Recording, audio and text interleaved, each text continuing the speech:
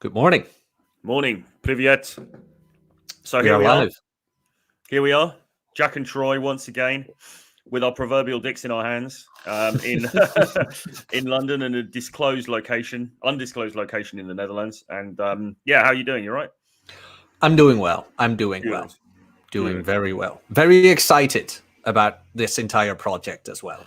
Speaking about Absolutely. dicks in hands, like The dick in hand the dick. Absolutely. Because what we are going to be talking about today, predominantly on the stream, is the launch of drumroll. 50 Shades of Game, the audiobook trilogy. Exactly. So it's coming out next week on the 1st of October. 50 Shades of Game, audiobook trilogy, written by me, read by Jack Napier. And what is it? Basically, it's a deep dive into the naughtier side of dating, really. We cover fetish clubs, we cover swingers parties, and we cover strippers and strip clubs as well. So it's really the seedier, naughty 50 Shades of Grey, which obviously is where I nicked the title from, side of dating. And there's loads and loads of stories in it, loads of like smutty sex type stories in there, if you like that kind of thing, which I think most people do. But I also tried to make it actionable as well. So there's also some actionable advice in there as well, isn't there, about these scenes? And even if you're not really into these scenes, which, let's face it, most people aren't, because this is, these are somewhat niche kinds of pastimes. But even if you're not into going to a fetish party or going into a swingers party, there's still something to be learned, I think, from these things. Absolutely. That's what I liked about the material, other than like narrating it with a serious voice, the very explicit parts. Yes. But also, like I said, the actionable pragmatical advice where it's like, because when you think about, let's say, a Killing Kittens, and if you've never heard of it, it is one of these let's say BDSM events. Now most people jump to conclusions and think everybody there is covered in latex, all about fetish, whatever. But when I was reading the material and narrating, of course, you kind of discover that it's not all that extreme. It is actually pretty accessible, even for the more or for the slighter vanilla type person. You don't have to get in there, get a ball gag in, and wear a mask or whatever. Like what you wrote about, that you had the PVC trousers and just a simple harness, and that was that. A simple harness, or not even that. Just like a shiny T-shirt or something like that. I mean, there's loads of things that you can get. But I mean, that is. So you mentioned Killing Kittens, which is actually not really a fetish event. That's more like a swingers event. Something like Torture Garden, which I write about a lot in the book, the first book, and also not Killing Kittens, Kit Kat Club in Berlin are sort of fetish parties, and that's where, obviously you have to wear the slightly funny clothing and everything else. But the whole point about these, and I saw somebody on a message board recently trolling me, mildly saying like, "Oh, Troy's just all about these like kinky sex parties, fetish parties, and all that kind of stuff." And I mean, yeah, I mean, I've had an interest in that scene, but fundamentally, the interest in the scene was driven by the fact that in London, this was pre-pandemic, going back a few years now, you would get queues round the block of young women in their early 20s, basically just dressed in underwear, queuing up to get into Torture Garden. So, it's not particularly that I'm some weird. My tastes are pretty vanilla, to be honest. It's not like I'm some weird kind of crazy, I'm into all this kind of crazy stuff. But I am into women in lingerie going to nightclubs and looking to be how dare you, experimental. So that really was the thing that triggered my interest. And what I began to do was to go on a Torture Garden in London was monthly, so I would go on a monthly basis, and I would write reports about it for my website and so on and so forth. And it was just a great time. It was just another string to my dating bow. I mean, you've got Day Game, you've got Tinder, you've got, and this was just a different outlet. It was like a club, like a normal club, but with a bit extra added, if you like. With a bit of a dress code and, how do you phrase that? The agreement that certain actions are allowed, so to say. Yes. Of course, with consent and all that. I really like that about the material as well, where you explicitly mention that. Like, guys, this is not a free for all. This is Yes. not like, hey, all the girls here are scantily clad, so you can do whatever you want. No, there's consent involved. And of the old maxim, just because she's dressed that way doesn't mean you can do whatever you want. Well, yeah, exactly. So Simon Thompson in the comments says that he's going to Extasia this evening, which is a swingers event, I think. And he says they're a microcosm of society. And that's absolutely true. What I found from going to all of these kinds of venues is that the sexual marketplace is still present. And you get this range of people who go to these things, from very, very Chad-like guys. We'll get a little bit almost black pill here, because you get the very, very Chad-like guys, very good looking, jacked, etc., etc. And then obviously there's a range, and then going down to guys who manage to get in, who are, let's say, on the lower end of the sexual market value That scale. was such a depressing part. And I've seen guys literally standing around with their dicks in their hands, watching while the Chads are having sex with the beautiful women, and you can tell that some of these guys, they thought, oh, I'll just get a ticket to Killing Kittens and it's guaranteed. It's just a sex party. Everyone's having sex. They're not. You still need to have game. You still need to bring some value to the fucking table. It's the same anywhere you go. And we talk about this even, going to Russia, going to Kiev or something like that. There's no easy ride anywhere. You've got to bring value to the table, whatever the venue. And it's exactly the same at these parties. Yes, you get women who go there and they're going to be up for some fun. They're going to be up for a bit of adventure and stuff like that. But not with just absolutely anybody. Do you know what I mean? No. And anybody who thinks that is very naive. Mm-hmm. Yeah, that was a very depressing part to narrate about the and you have to excuse me if I get a bit confused with like Kit Kat, Torture Garden. Amnesia was a club, I believe, as well, because it's been a while since I narrated it. Yes. But I believe you described it as the gamma male who goes there and really, that's the isolated guy. I think it was the Omega male, actually. That was it. The Omega. He just stands there. Nobody really wants to talk to him, and he got kind of closed off, probably with the idea of, well, I'm going, so it's a guarantee. And then, well, you get hit in the face with reality. Like, no, that's not how it works. I've seen guys in, say, Kit Kat Club, which is a fetish BDSM type party in Berlin, but it's also, and by the way, just to try and clarify for people, what that means is that people will arrive and you have to wear something that fits in with the dress code. So it might be some PVC trousers, it might be one of those harness things, it might be some kind of funny t-shirt, or like sort of PVC effect t-shirt, or something like that.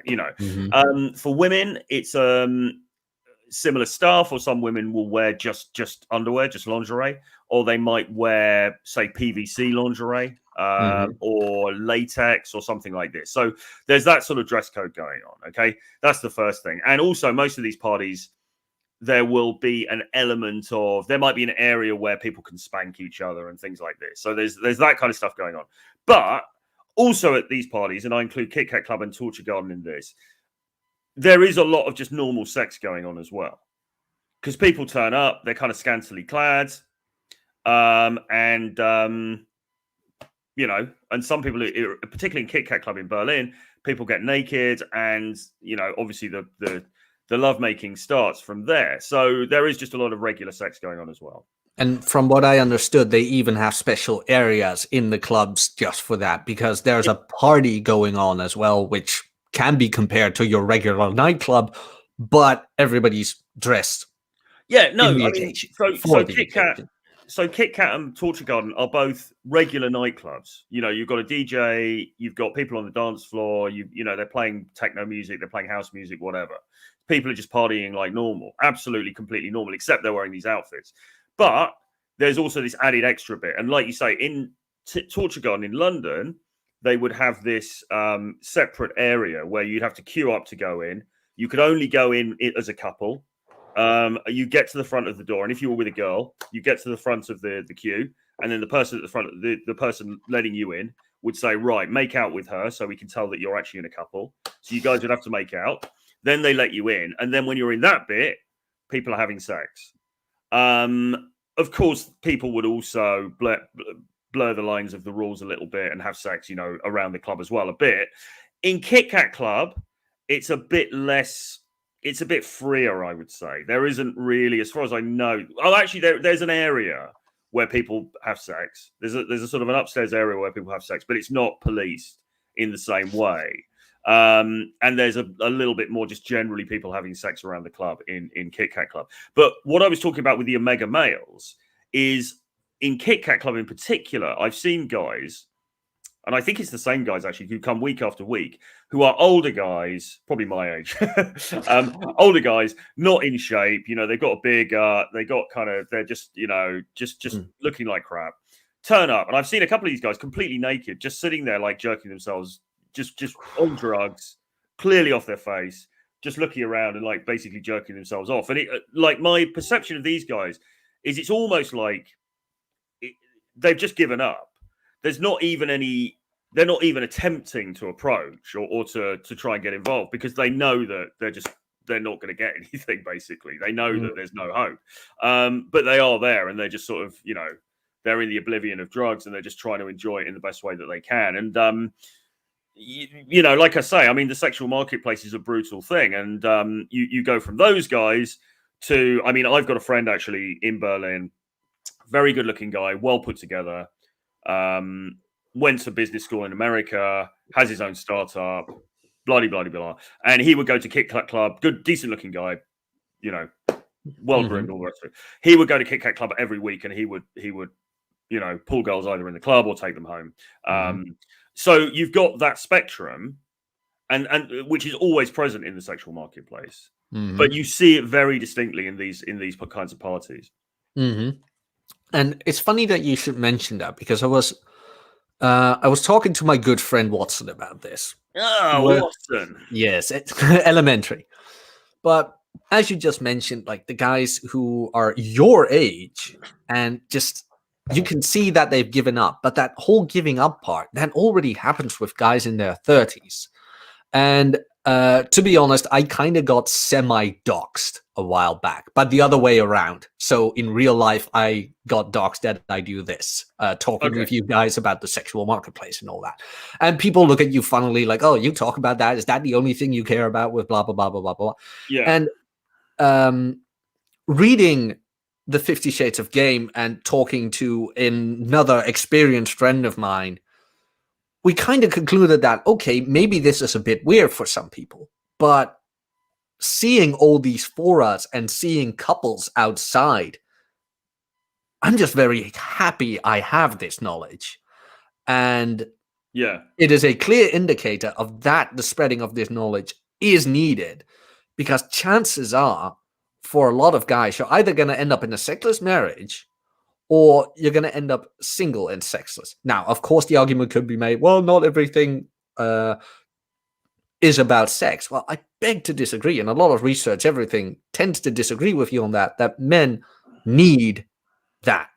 Men just need that physical touch, the deed itself, etc. And of course, everything is consensual, etc. Yeah.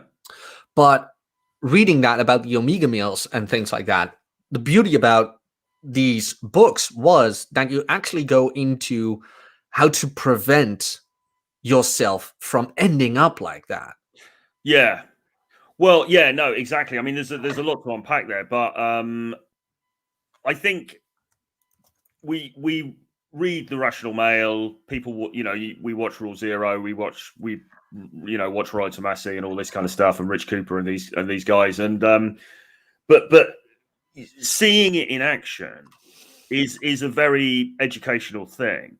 And again, I'm not suggesting that everybody watching this goes to their local sex party immediately, because I appreciate it's not everyone's bag. But no.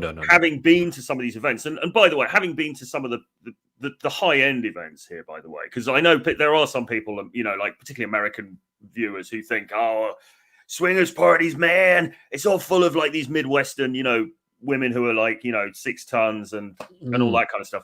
That's not the kind of parties I'm talking about. I'm talking about European parties where you get some extremely beautiful women there, from very, actually sometimes pretty well off backgrounds and stuff like that. So I'm talking about the creme de la creme here. Are you going to do it or I? I'm not talking. Well, actually, high quality women. Yeah. I'm not sure they're high quality in a trad sense, but in saying that, qualifying that, of course, in the Swingers book, I do actually go, as you know, into some slightly more seedy kind of parties just to observe the flora and fauna there, which is quite amusing. But in general, what I'm talking about in my own dating life, the places I was going to were and are high scale places where you're getting very attractive women because, why would you do anything else, right? And observing female behavior in those places and also male behavior, observing what actually happens in an environment where people can kind of basically just get, just strip off and have sex is very, very instructive. And, there, again, I don't want to sort of tickle the tummies of the black pill viewers here, but looks, height, being jacked, they all really help. I mean, those guys, without a doubt, are getting really good success in these environments. Because she's in her short-term mating strategy mode, right? She's thinking, right, I'm here tonight. I want to have some fun. I want to get laid. She's not looking for Ned Flanders to look after her for the next 30 years. She's looking for a bang. Who's she going to go with? She's going to go with the jack, tall, decent-looking guy. Okay, these are very simple realities of life. It shouldn't really be a massive surprise to anybody. No. Having said that. And I don't count myself in that category. I think I'm sort of okay looking. I'm not at the top of that tree, but I'm sort of all right. With a bit of game and, kind of keeping yourself in shape and keeping yourself together, you can still get results. Okay. And I think this may be circling back to what you were saying, which is a slightly different topic, which is, okay, so how do you prevent yourself ending up one of those helpless omega males? And, well, I'm in my late 40s.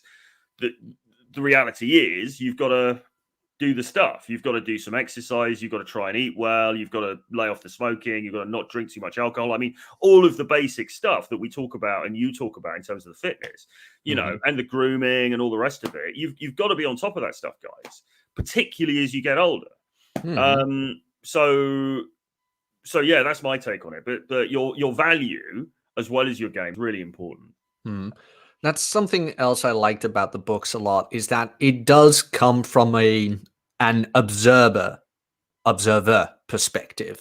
Like, this is what's going on. This is probably why it's going on. It's almost like National Geographic. And then at a certain point, you go in, of course, with your own experience in that. Yeah. And correct me if I'm wrong on this one, but a part of, I believe that was book 2, was from when you still did journalism articles, right? Yeah, exactly. So I was doing some journalism stuff, and which I did for many years under various different names and for different publications and all this kind of stuff. And I was doing some journalism stuff, and that was how I first went to, not Torture Garden, I don't think, but it was how I first went to a couple of these places because, obviously you're getting paid pretty good money to write about stuff. So you're going to you're going to where they tell you to go or where you think would be a cool place to go to get a story. But what I found I was able to do well, because I would always say my main skill set really is writing, not this YouTube bollocks, but actually writing. That's for the youngsters. Would be to go into an environment, look at what's happening, and then describe it.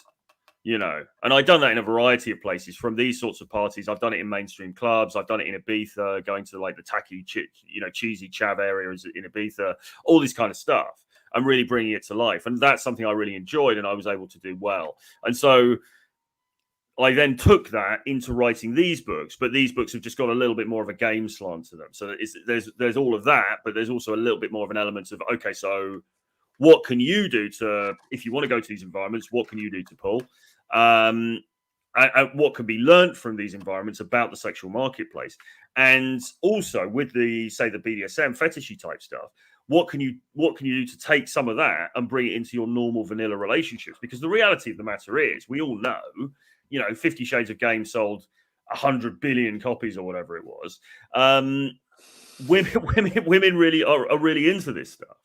Well, let's be honest here. I mean, and that's kind of what I meant in the beginning. Like, people look at you with a I don't know the English translation, so you have to excuse me, but they kind of look at you crooked, like, oh, you're into that stuff?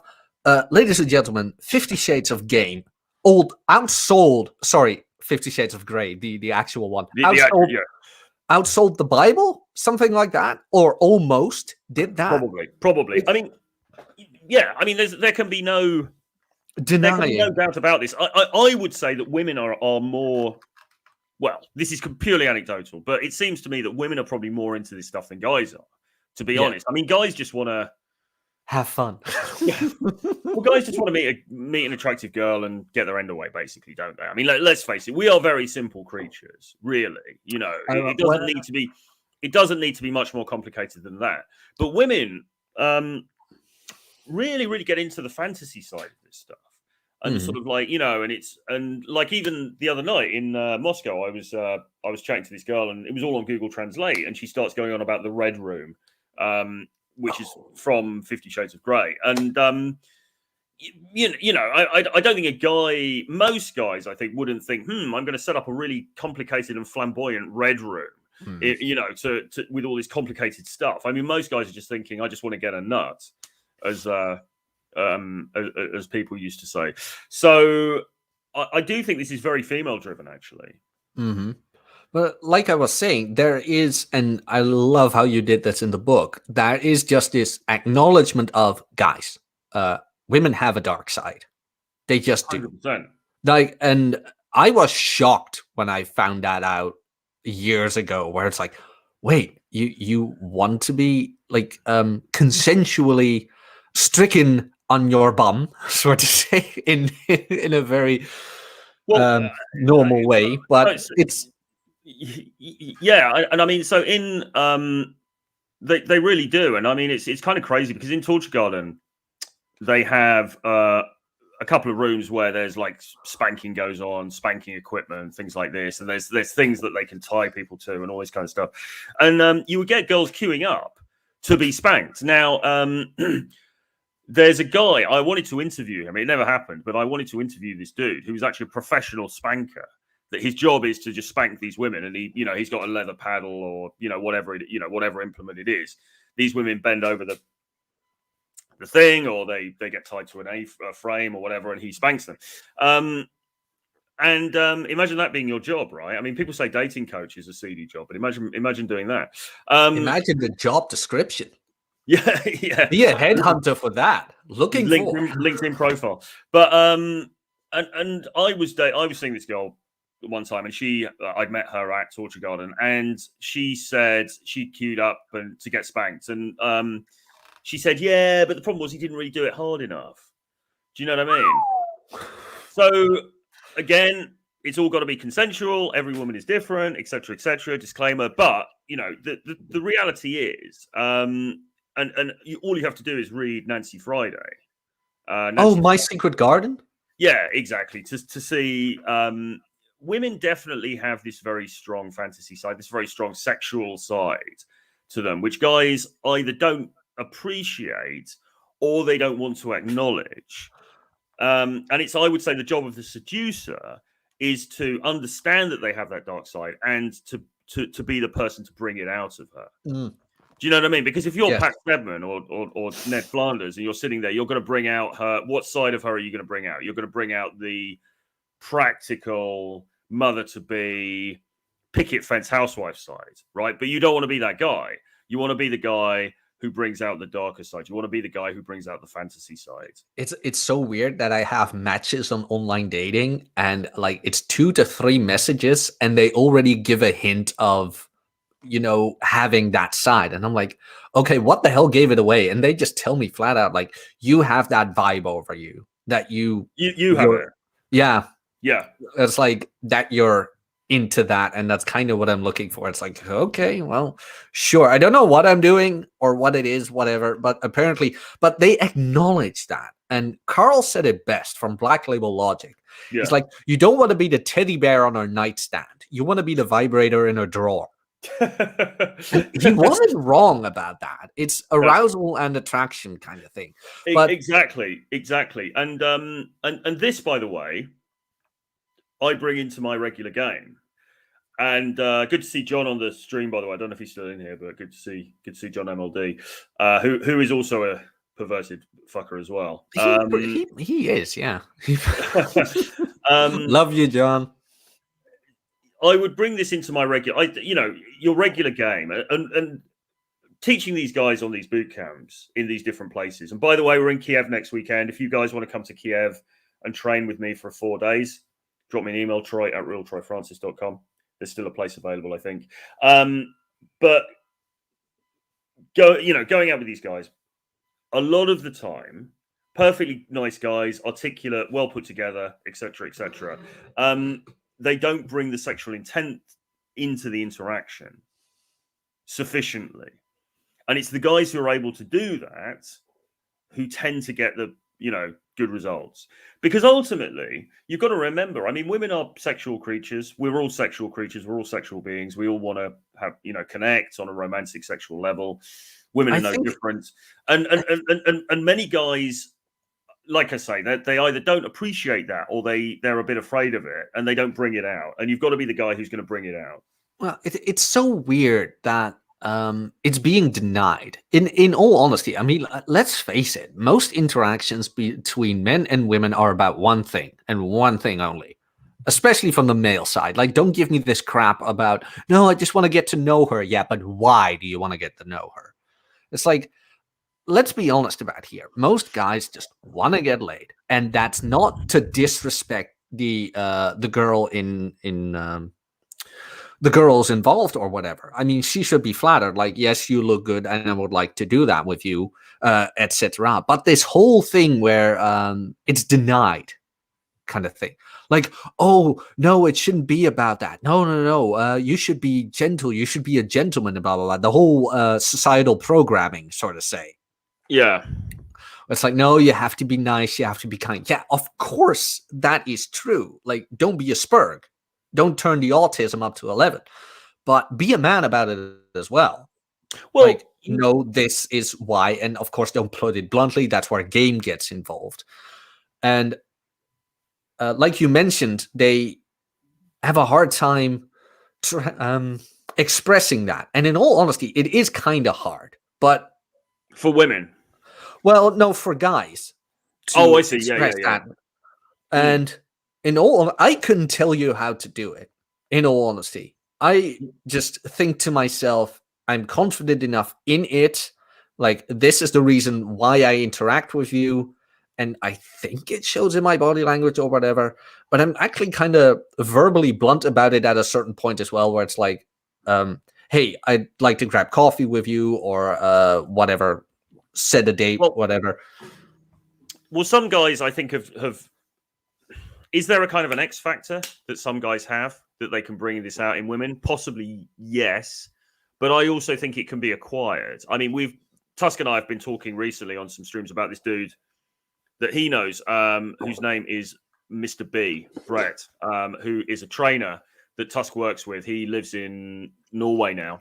I think he's an Australian guy originally. And I met him for the first time in Helsinki because he was working with us there. And as soon as I met him, you could just tell this is a guy who gets laid. Now, not massively tall, not overwhelmingly good looking, decent looking, whatever, but nothing male model-esque.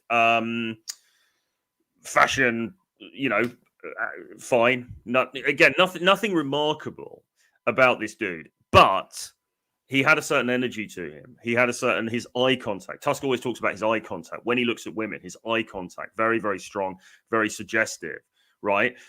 Can you bring that sexual intent? Can you bring that sexual undertone into the interaction or not? Many guys can't. And I think it's partly because of the way that we are conditioned to be very nice. We're not really in touch with our own sexual sides. And also we are, because of what society teaches us, we are worried that we're going to offend the woman, or we're going to sort of, do something out of turn, if you like. And of course, look, you've got to be calibrated. This isn't about, doing some ridiculously overt things in the middle of the day. This isn't going full Leroy Jenkins into an interaction. I don't know if you get the reference, but I don't. But Okay, so Leroy Jenkins, it seriously geeking out right now, but I think a couple of guys in the chat will know what I mean. There is this old meme, one of the first memes of the internet, where there was a World of Warcraft raid, and the guys were conveying on the battle strategy, and there was this one guy who came online, messed everything up, didn't listen to anyone, and he comes in, he's like, "Okay, guys, gonna do it, Leroy Jenkins," and he fucks it all up, like everything down the waistline. So that's kind of what people mean with Leroy Jenkins in it. Yeah, Bacon got it. Let's do this. The guy's got it. But it's like full-blown, unstrategical, moronic way of going in there without any charm or whatever. So just too blunt. You don't want to do that. I mean, you've got to it's got to be nuanced. But you want to bring that suggestion of a sexual undertone into your interactions. And look, I mean, not every woman is going to accept that, and that's fine. But that's part of your filtering process in a way. Because if she's not prepared to relate with you on that level, then clearly, and that's the relationship you want with her, then clearly things aren't going to work anyway. So it's better that you cut your losses. We always say to the guys who come for training with us, it's better to get blown out quickly.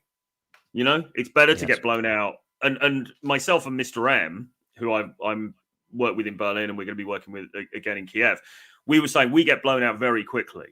And the reason we get blown out very quickly is because it's pretty clear what's going on when we make an approach. It's not that we're getting our dick out or anything, but it's pretty clear what the intent is. Now there are guys that we train who will go to approach a woman, and they will have a conversation that can last 20 minutes. There was one guy in Helsinki who was literally on the street having 40-minute conversations with women, and it was leading nowhere. At the end she'd say, "Yeah, I've got a boyfriend." So there's no value in that, really. It's better to be perceived as, this is a guy who knows what he wants, who has some experience, who's got that sort of edge to him, and she blows you out on that basis quickly, because that allows you then to move on to the next one, and then you're going to find somebody who's got the same, interests as you, who reciprocates, right? Exactly. And I am about to show you something on your WhatsApp, because this reminded me of something. You have to excuse me a little bit, but I'll show you how fast things can go when you're not dealing with a maybe person. No dick pics, though, please. No, don't worry. There. Because you're absolutely right about the whole being blown out fast, because that way you know what you're dealing with. And girls know when they like you or not. There we go. Check your WhatsApp and how many messages that went. Like, I didn't even count them. What is that? 3? 1, 2, 3. Yeah. Okay, what are you talking about? What, saying my number is? Yeah. Yeah, exactly. I mean, yeah. You can move forward very quickly with these things when there is genuine desire from her side there. But you've got to seem like the kind of guy you want to position yourself as. That guy, that guy. Oh, he's just that guy. He's one of those guys who just that he's the fuck boy. He's one of those guys, right? That's how you want to position yourself. That's how you want to be perceived. Well, to qualify that, I guess it depends what you're looking for. But really, even if you're looking for a long-term relationship, there still needs to be that sexual spark at the beginning to attract her in the first place. Yeah. In all honesty, let's be blunt. You want to go that route. The best relationships I've had started out with her thinking I was that guy, and she wanted to lock me down. Exactly. That's the way it should go. Just to briefly circle back to the books, though. So for me, one of the advantages of having exposed myself, literally, to all of these kinds of parties over the years is that I think it's enhanced the sexual energy that I bring with me, because I've seen so much stuff now, as you can imagine, well, as you've read, and people when they get these audiobooks will find out. I've seen so much stuff, so many bizarre scenes, so many, having sex in these weird kind of places, in these weird environments, the women's behavior, all this kind of stuff. Obviously, you don't unsee that. Exactly. You bring it with you, and so I can, although really, if you go into my DNA, if you go into my history, I'm kind of quite a geeky guy who was an English student who likes sitting in my room reading. But now, because of that exposure and because of all the stuff that I've done with dating and stuff, I can bring a degree of sexual energy into an interaction, which communicates the fact that I'm experienced, that I know what I'm doing, that I know what I want, and I'm probably a good time to be with if she's looking for that sort of an interaction. Mm-hmm. So there is a peripheral advantage to going to some of these parties, these kinds of events, which crosses over into your normal dating life as well.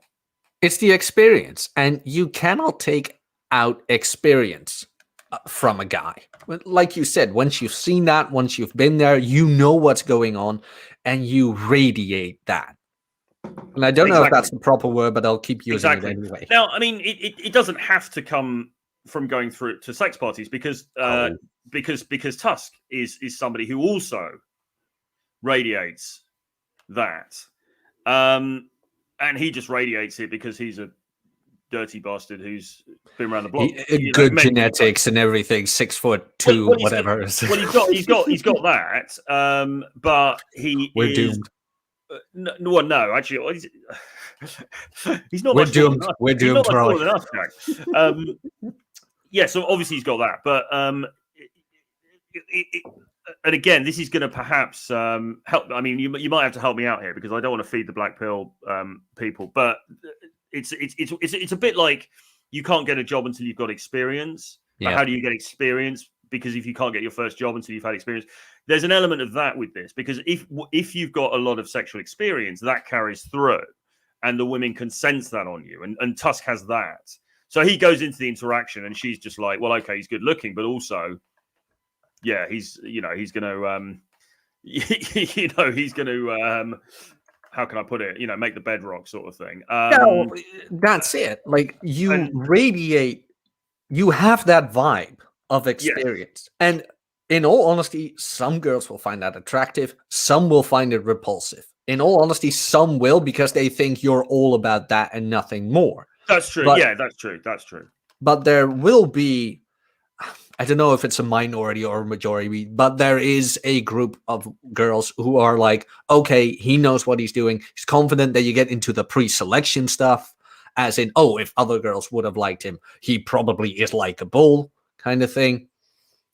And yeah, I think that's true. I also think actually maybe even on a more simplistic level, if she's looking for some fun, if she's looking for some sex that's kind of no strings or whatever, she's kind of looking to get laid, maybe she's horny or whatever, then that kind of guy is a very good candidate. Mm-hmm. And she's likely to go and sleep with that guy.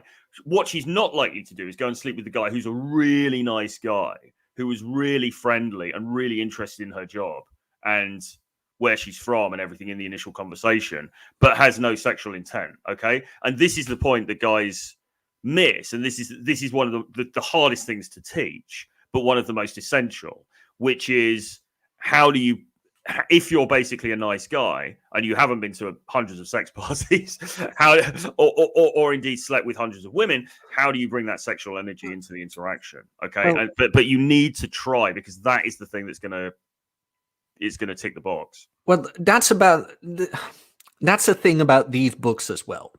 Especially if you're unexperienced with it, I would recommend them to you. And this is not some dirty sales pitch. I actually believe this, that I recommend this, because a lot of guys still believe in that bubble of, oh, girls don't do this. Girls don't do that. Yeah. They're saintly. The girl next door goes to church on Sunday and she is a very biblical woman and blah, blah, blah. But as you describe in these books, like strippers, swingers, BDSM participants come from all places.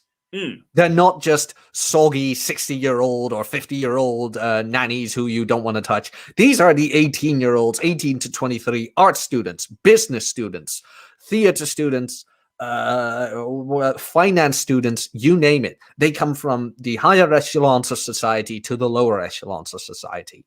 There is no exclusion of participants. so to say. Well, And I when mean, the majority of people, like I say again, I mean, the majority of the audience, the people in specifically like Torture Garden, Killing Kittens, Kit Kat Club, which are the three main venues that really like talk about in these books, are in their 20s and 30s.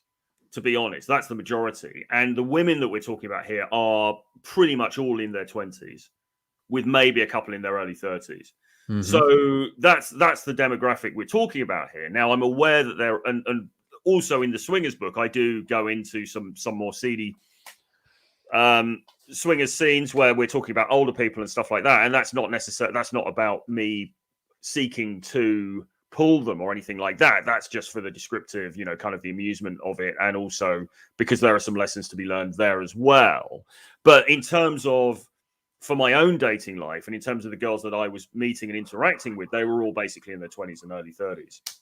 And that is the audience in these venues. Now, these are very specific venues. I'm not saying if you're living in Minnesota, you know, you're going to find somewhere like this. You probably won't. I'm not sure Aaron Clary's got a world-class fucking, you know,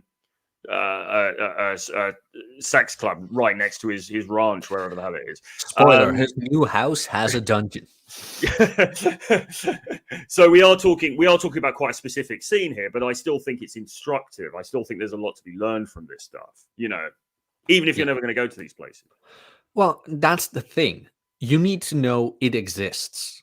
Just know it exists and know that a lot more people than you would realize are into it in a multitude of ways. Like you said. Yeah. By the way, there are some of these parties. There are some parties in Moscow, by the way. We were going to try to go to a sex party in Moscow when we were there in the summer, myself and James Tusk. And apparently the theme was 70s disco or something. And we were saying we were going to have to run around Moscow trying to find Elvis outfits to go to this sex party, which would have been quite funny. We didn't end up doing it for some reason in the end. But you can imagine the quality. Can you imagine the quality in Moscow, for God's sake? At a sex party in Moscow, it's just going to be through the fucking roof, you know. Really incredible. So hopefully we'll be able to do that at some point.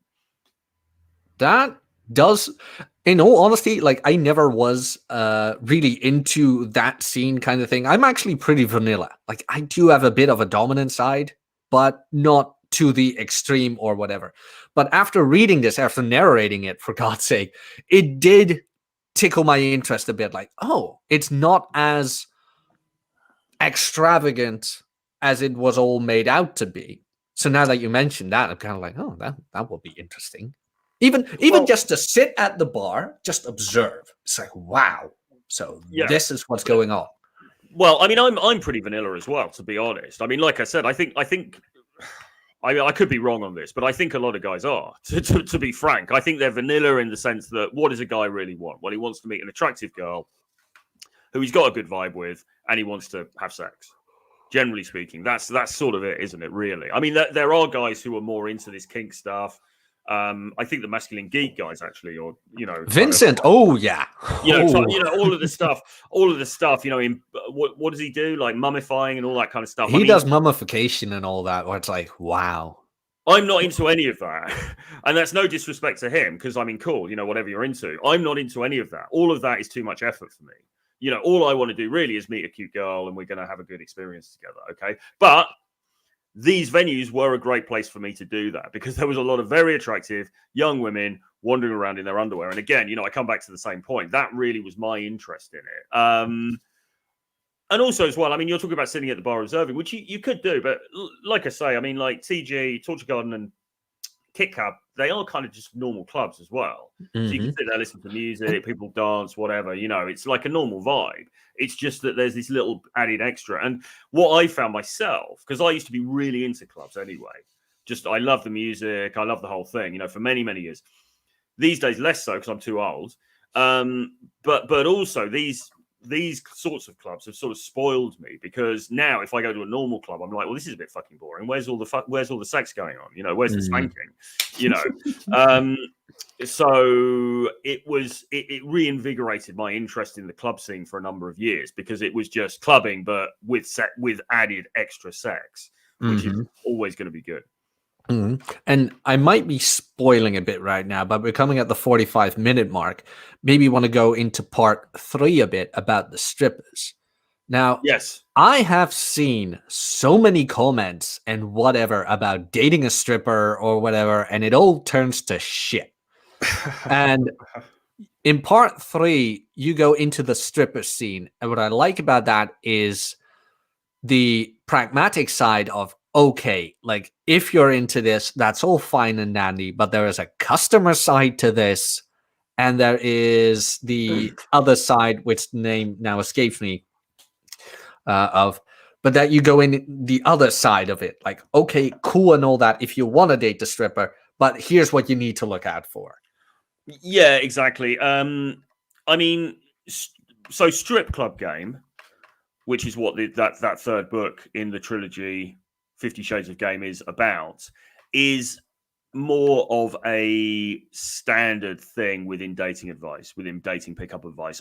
Many people have done strip club game books before. You know, this is a bit more canonical, you might say. This is a bit more of a standard thing within this industry, within this part of the world, because obviously strippers tend to, I mean, not always, but they tend to be physically attractive for obvious reasons. They're sort of coveted because they're being paid because they're good looking and to take off their clothes because they've got good bodies.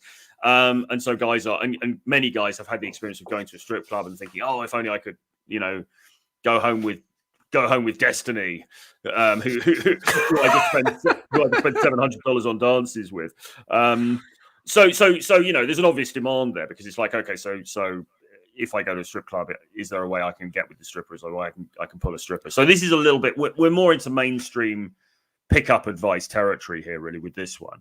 But I thought it was something interesting to write about, and I felt like it fitted in with the theme of the other two pretty well because, again, it's part of that underworld, slightly seedy kind of thing. Also, as well, there is for me personally, there was a little bit of crossover because I did end up, as you know, dating a stripper for a while, and I met her at Torture Garden. So the two things sort of crossed over because, and the reason that happened, I think, is because, let's be honest, women who end up being strippers are likely quite sexualized people, right? You know, you kind of got to be. And so there's naturally they're then going to have an interest in some of these other things as well, which certainly this particular girl, Candy, did or does. Well, that was interesting as well, that you go into that, where, again, the public view of strippers would be, oh, those are the low quality women, and then you find out, no, she is a business student who just wants to get through college, or she comes from whatever fancy scene and she wants to get through this or that. And that, Well, like you mentioned, it's not like all strippers are poverty stricken girls who have no other option. They actually want to do it. yeah, I mean, I've dated a couple of strippers, and yeah, I mean, you know, it like with all of these things, it's a huge misconception to imagine that they're all these sort of.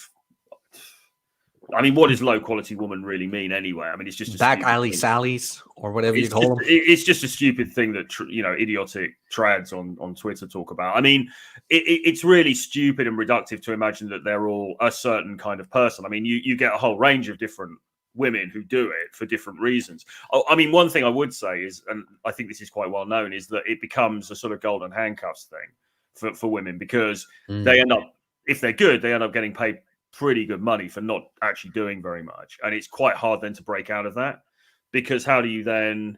It's like, you know, I've met girls and they say, "Oh yeah, really, I want to stop doing this and I want to just, you know, do it." Oh yeah, I remember those passages. I want to go, yeah, you know, I want to just get a normal job, but then if you do that, you take a massive cut in income, you know. So I think girls get a little bit hooked on the. I suppose it's like maybe OnlyFans has taken over now, but I think girls get hooked on it because the money is very good for actually not really doing very much. Yeah, I mean, the world is cruel against women. Like, say whatever you want about the burden of performance, but imagine being worth your weight in gold, getting all this attention, getting all this free money, and then 5 years later, everybody's interested in a younger version of you. It's like, whew, that's tough. And I remember what you wrote about, like the sort of older strippers, where you can just see in their face where it's like the world has taken their toll on them, kind of thing. Yeah, I think women have their own set of problems when it comes to all of this kind of stuff. And I mean, who's got it worse is a matter for Oh debate. no, it's not a competition, but it's kind of a perspective I just had where it's like, oof. Yeah, it's pretty harsh. It's definitely very harsh in terms of that kind of thing. But my history with strip clubs is I've hung out in them, quite a lot. Not largely because I quite I don't really go to anything now. I haven't got time, But I used to go to there's one in Soho in London I used to go to quite a lot when I was living near there, and some other places, and I quite like the seediness of it. It's not because, to be honest, if you want to see a naked woman now, there's not really Click. there's not really any shortage, so it's not like I have to go to strip clubs or something like that. But I quite like, there's a sort of an old style seediness about it, particularly like somewhere like Soho in London, which was famous for being a red light area and having strip clubs and things like this. And there's just something about the atmosphere of some of these places. Now, we're getting now into Ernst Graf territory. So I was about to say that. It's nice to know what Ernst is talking about right now on Twitter. Like, I read his tweets, I'm like, hey, I remember this. That's what Troy talked about. Well, so Ernst Graf, for people who don't know, he's a guy on Twitter. He's a writer. He's got some really, really good books on Amazon, and they're all about basically strip clubs and him going and sleeping with prostitutes in various European cities. That's kind of what it comes down to. He's quite a fascinating person, but with loads of poetry and sort of philosophy and Nietzsche-esque kind of witticisms thrown in. And I've liked his stuff for a long time. And actually, he's been to a lot of the same places that I've been to in London. So we both talk about, for example, Sunset Strip, which was a place that he writes about a lot. It's a place that I talk about in this book. And what I think he likes about strip clubs is, obviously, he likes looking at naked girls, but there's a sort of a melancholy about them. There's a sort of a seediness about them. And I think it's that atmosphere. And that's sort of something that I've always appreciated. I mean, you don't get it. You get it in these places in London. Sunset Strip is a bit of a anachronism now, because it will probably get closed down at some point, because I think political correctness and, everywhere else around it in Soho, you've got all these posh, nice restaurants and stuff like that. Sunset Strip's a little bit of a 70s throwback of this place where you go downstairs, very tacky neon signs, these Latvian girls getting naked for businessmen. It's kind of, but there's something kind of fantastic about it at the same time. You did a great job, by the way, on describing that scene. Yes. Describing the environment and all that. Well, I used to walk past it, and I never went in for years, and many, many years. I used to walk past it, and you just see these girls in like sort of neon bikinis draped all over these like old businessmen. And I was like, that looks tacky as fuck. And then for some reason, one time I went in and I was like, actually, this is pretty cool. And then what I realized, downstairs, they've got a stage and they play music, good music, and the girls will, get naked and stuff like that. And I got slightly addicted to it for a while, just like hanging out there, just like watching the girls, but watching the audience as well, like these creepy old fucking fat guys in there. There was this guy who Ernst Graf talks about as well, called the Chocolate Man, who was this really, really fat, overweight, like old guy with straggly hair who'd sit in the front row and then give the girl would dance and get naked, and then he'd give her a box of chocolates from this Santa sack that he had, and then like hug the girl while she was still on the stage, but for too long, like really uncomfortably. Oh, and it was quite fun. It was just real, again, people watching, just a real eye opener, seeing these characters and stuff. Yeah, like I said, it gives you a whole different perspective on things. Yeah, well, again, like those guys, again, like Omega's in the sexual marketplace, right? People, the no hopers, really, who are sort of just for any crumbs that they can get of anything. Somebody says here, missed the White Horse pub in Shoreditch until the governor's eyesight went and put Munters on stage. I don't know if I went to the White. He's obviously a Londoner. I don't know if I went to the White Horse. I've been to Ye Old Axe. Ye Old Hairy Axe Wound up the road was, I think, is still going. That was good. There's Browns, of course, near there, which is interesting. You see, in London, we've got this tradition of these strip pubs, which are the old English pubs, but with girls getting naked in there as well. Really seedy. It's an old-fashioned thing again. I mean, they'll go in the next few years. There's a place called the Nag's Head. There was a place in Vauxhall, the name of which I forget. But anyway, so I was just quite interested in that whole scene. And Sunset Strip, I got to know some of the girls, and I'm still kind of friendly with some of the girls. Actually, I've got friends on Instagram, all that kind of shit. And what I found was, and I ended up actually then pulling some of the girls. And what I found was that actually by becoming a fixture in the club, it sort of almost took me out of the customer zone. And it made me more like, oh, instead of like, oh, here's this customer, let's fleece him. It was like, oh, here's Troy, he comes all the time. And we kind of, so that's the important thing with strippers. You need to get out of the customer frame in some shape or form if you want anything to happen. Which is talked about in length in part 3 of the book. That's why it's not only a great narrative, but it's also practical advice. Yeah, exactly. Because I mean, unlike with the fetish clubs and the swingers parties, obviously you've got strip clubs pretty much everywhere still, more or less, including obviously in the USA and so on and so forth. And this is something that you can use if you go to those environments, or if you decide to go to those environments. This is something that you can use, because it, as I say, trying to incorporate some practical advice in here as well as just the naughty stories. Or if you're just curious about what goes on in these places. Exactly.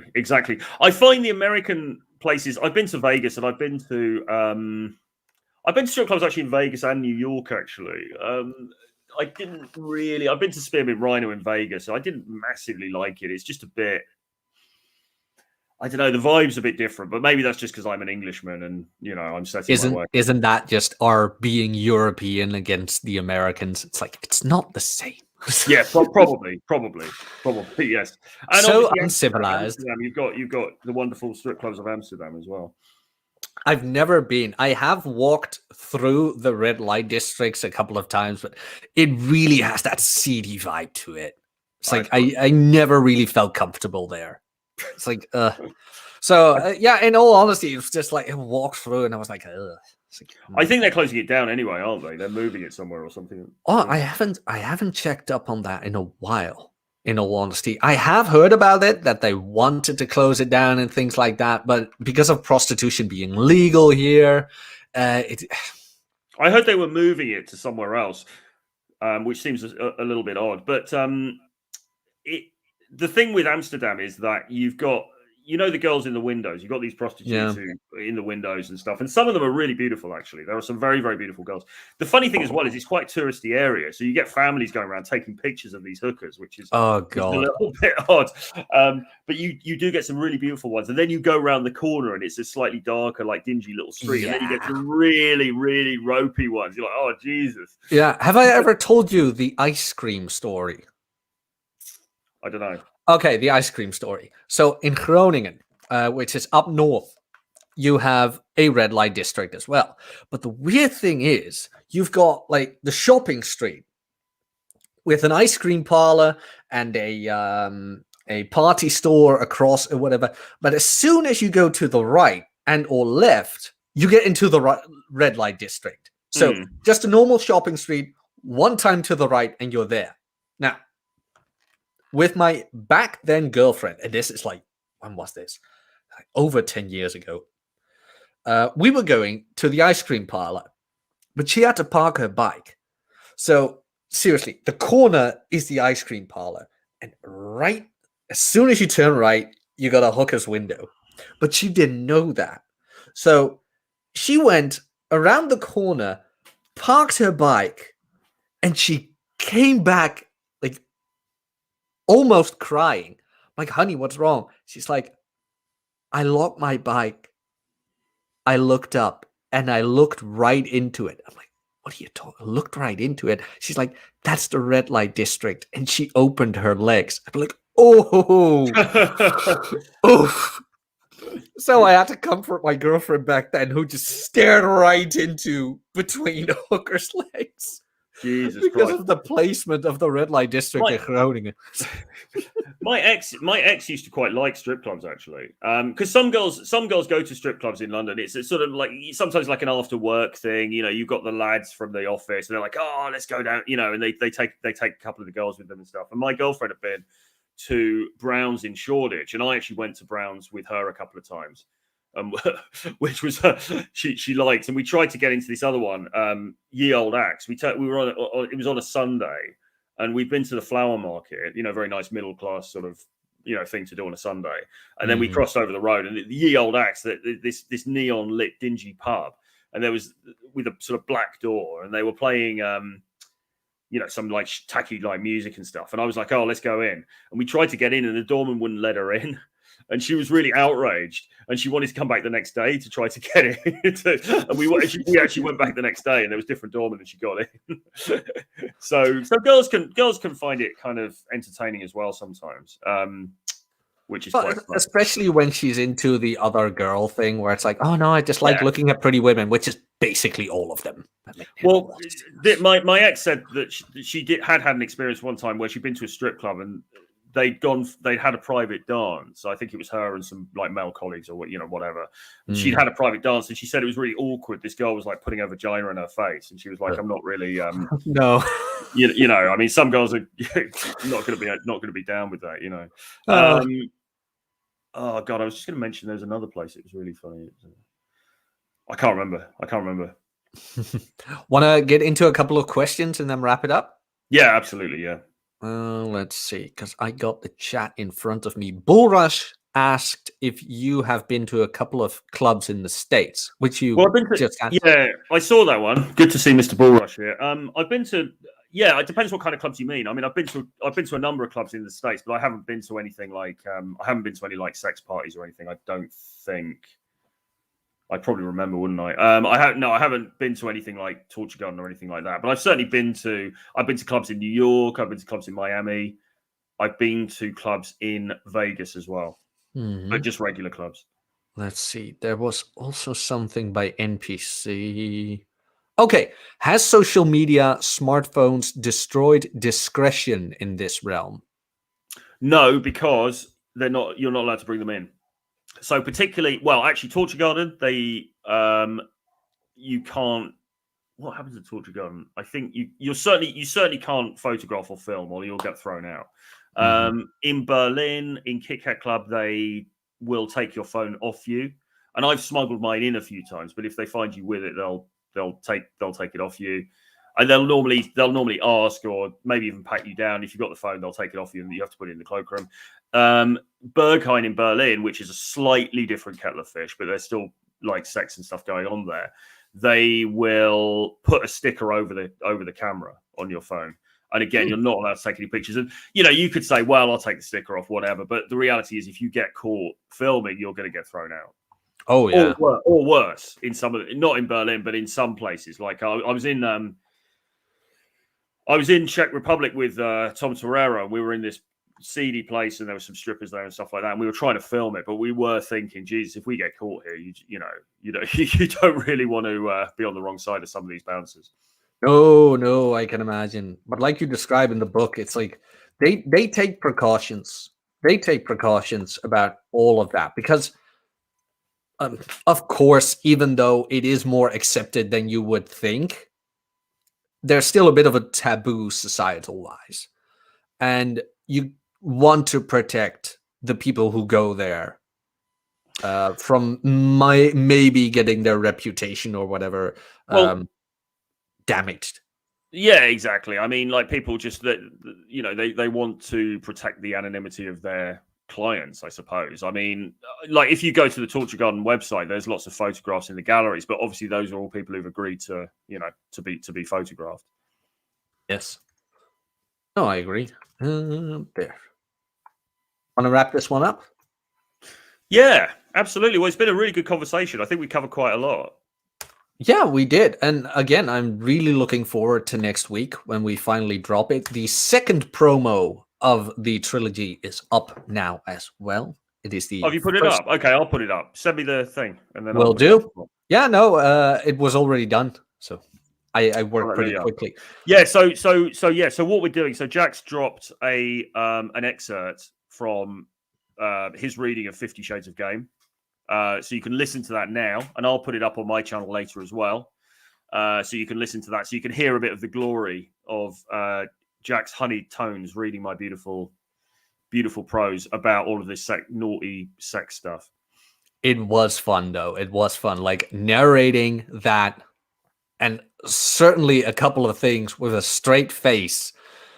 Did teach me a lot about narrating. It's like, no, be serious about this, continue with it, and not that it's laughable or anything, but just hearing that with my voice, certain things that are happening there was Well, just you've got to remember, I new. mean, there's a lot of humor in these books, right? Because I've seen people online. They're like, "Oh, Troy's into all of that. You know, he's into this sex club stuff," and it seems like it's all awfully serious and it's all awfully kind of dark, and and it really isn't. I mean, a lot of the writing I've done about this stuff is taking the piss, to be honest, because I find it quite kind of inherently funny. I had so much I have fun a doing very that. immature sense of humor, and I just find it kind of funny that people are like fucking in a nightclub. Do you know what I mean? So Mhm. it's really lowest common denominator humor. I love the couple where you did in the sauna, where I could actually do some character voices. That was just so much fun. You see, I mean, I've seen a lot of very funny stuff in these places, and to be honest, I think the other people do take it seriously. I mean, sex is very serious for people. Oh, what was it again? What was it? Naughty Santa. Naughty Santa. Yeah. Part 2 or 3. Oh my god, I had a blast narrating that. Yeah, I mean, there's a lot of very humorous stuff in there, but also there's a lot of sexy kind of stories as well, both involving stuff that I've done and things I've observed, and you get a little bit of an insight into these realms, which you might not otherwise get. But there's a lot of actionable advice as well, which I think can be taken not just in these kinds of parties and clubs and things, but can be taken into just the regular dating life as well. So I think it's a very good package, as she said. It's entertaining as it is informative, as it is pragmatic advice. Exactly. And I think they're well written as well. Oh yeah, of course. No, I just patting my own back, but I do think that my writing is my key skill set, really. So hopefully that comes through. No, I think it did. But yeah, Cool. next week, people. Next week, October 1st, it is launching the We'll trilogy. get the pre-order up. We'll get the pre-order up soon. Okay. At the moment, on my channel, I've just said if you want to get on the waiting list, I put a link. You can get onto my email list basically, because I'll be telling people about this on my email list. So there's a link on my channel to get on the waiting list for this. But what we will do is we'll get the pre-order up very soon, and we'll start putting that out on Twitter and stuff like that. Nice. So get to Troy's channel. Exactly. And hit the like. So yeah, that was it from my part. Don't know if you have any further news, messages for anybody. No, I don't think so, really. Except if you are interested in coming and doing some day game training or some daytime approach training with me and Mr. M. This is a Tusk Bootcamp that we're doing over in Kiev in Ukraine from next Thursday, the 30th, through to the 3rd of October. So 4 days worth of training. Give me a shout. I am at troy@realtroyfrancis.com. So just drop me an email and we can discuss the details. Put your WhatsApp details in there as well. Fred Blog says, are we okay to ask questions? We're kind of finishing up now. If he comes with a question really quickly, we might be able to do it. Yeah. But we are kind of finishing up now. I was going to mention another strip club, but I can't remember. Just can't remember what it was. There's some bizarre places in London. A lot of them are closing down now, of course, but I did really like that in part 3, where you just take the reader through all these venues. The small bar tour you had, bar crawl what you had. Yeah. Exactly. That was a lot of fun to do. A lot of fun to do. Well, Fred, type out your question. Come on, Fred. Jesus. Typing. Dead air time, guys. Talk Yeah. amongst Oh, you should hear some of Clary's podcasts where it's like, oh god damn it.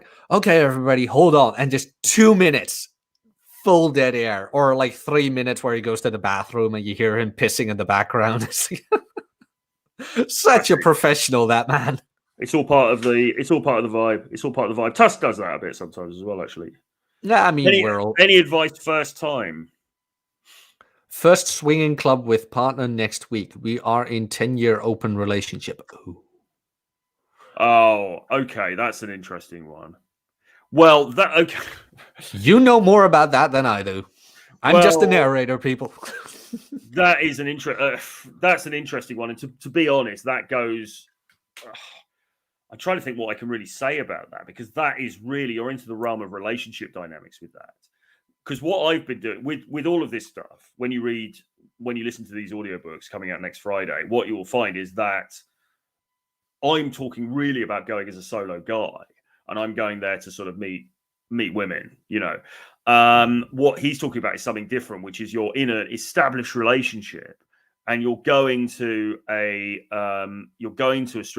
swingers party. So, and I have been to swingers parties with a girl, not somebody I've been in a 10-year relationship with, I have to say.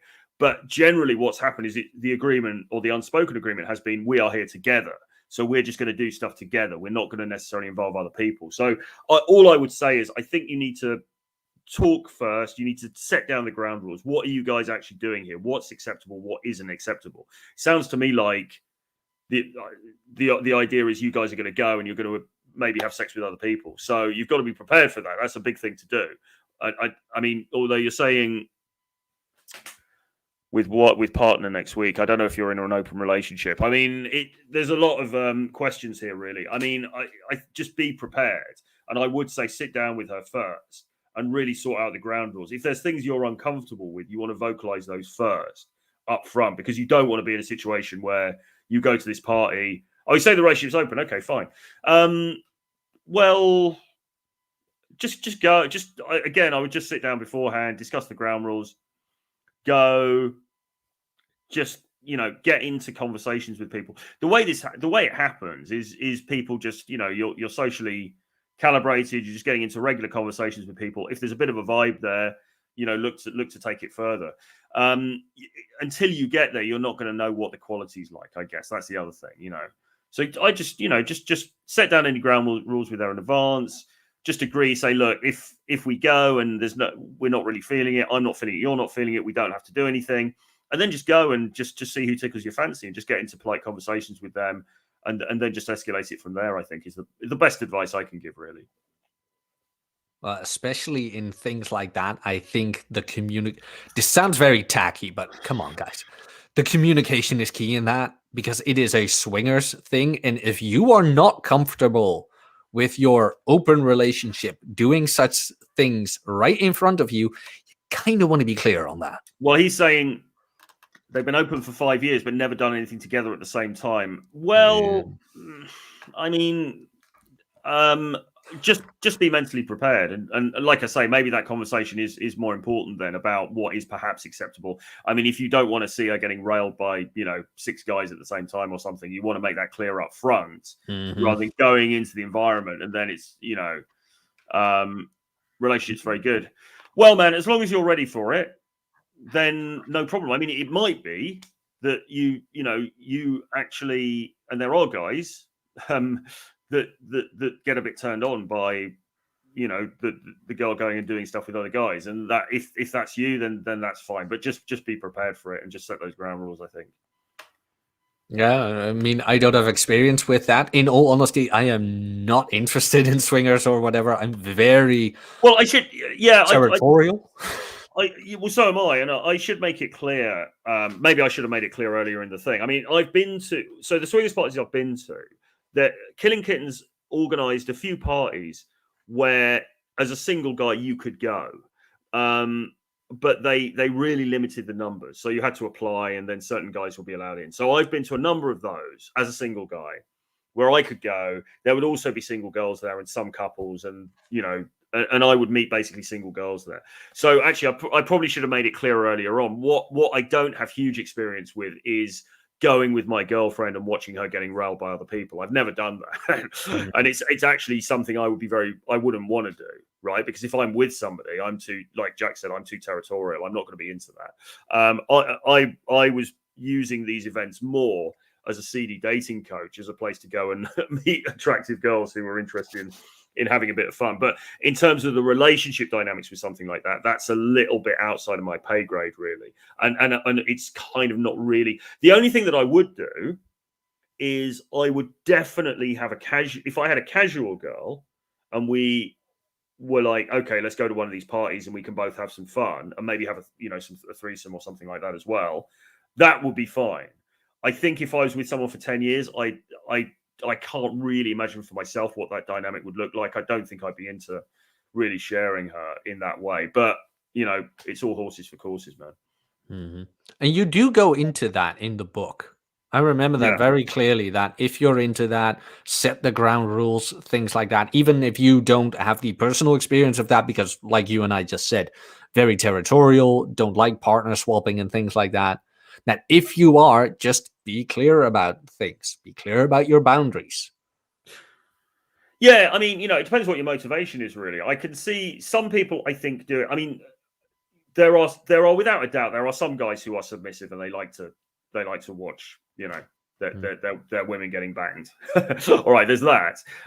There's also a more pragmatic sense, though, which is a bit like, well, I'm with her, I love her, but maybe, we need a bit of spark here. Maybe introducing some other people is going to create that.